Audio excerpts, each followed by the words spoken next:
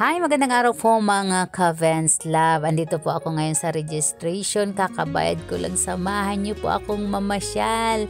At dahil brown out po sa buong Baguio, naisipan ko pong mamasyal dahil nakakaboring naman. Ang ganda naman ng pusay. Yan, blong-blo ang mata. At dumako naman tayo dito sa bandang likuran at dito daw naghihintay ang magdadala sa amin doon sa aming papasyalan. Kung hindi po kayo busy mga ka-Vens Love, samahan nyo na po akong mamasyal para na rin kayong nakarating dito within 6 minutes mga ka-Vens Love.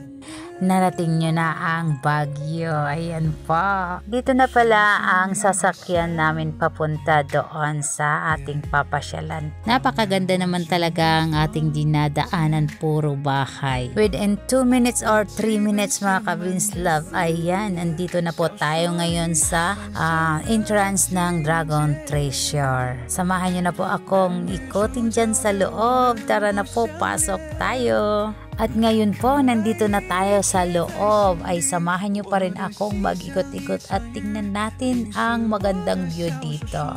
Puro bato-bato lang po ang ginawa nila dyan. Ayan, napakaganda naman talaga. Para naman tayong nasa ibang bansa nito. Enjoy po talaga kayong tumingin ng mga view dito mga ka-Vens Love. At hindi po pa huli ang inyong ka-Vens Love. Syempre maghahanap tayo ng mapipicturan dito. Napakaganda naman talaga kung tatanawin mo yung paligid, yung mga bahay-bahay. Dahil inabot na tayo dito ng after lunch mga ka-Vens Love, nararamdaman ko na ang simoy ng hangin maginaw po. Hindi po ako nakadala ng jacket. Sa mga nagbabalak na gustong pumasyal dito mga ka-Vens Love, ayan po nakita nyo naman na napakaganda ang loob nito. At open lang po ito Monday to Sunday.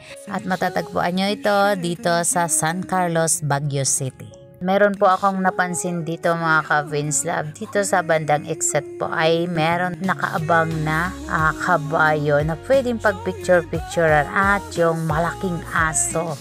Yan po. Dyan po ang exit natin mamaya. Ang luwang-luwang pa po dito sa labas talaga. Mayroon pa sila dyan gagawin. Under construction pa talaga yan. Dumako naman po ulit tayo dito sa loob. Balikan natin, ikutin ang mga hindi pa natin naikot. Lalong-lalo na dyan sa taas, hindi pa natin napuntahan, kaya samahan nyo pa rin ako mga ka-Vens Love. Napakaganda naman po talaga ng view dito. Tingnan natin dito sa pinakababa. Ayan, silipin muna natin, pero pupuntahan natin yan maya-maya. Tara na po, akyat na po tayo ngayon sa taas. Ayan na si Vens, paakyat na. At pasimple-simple lang.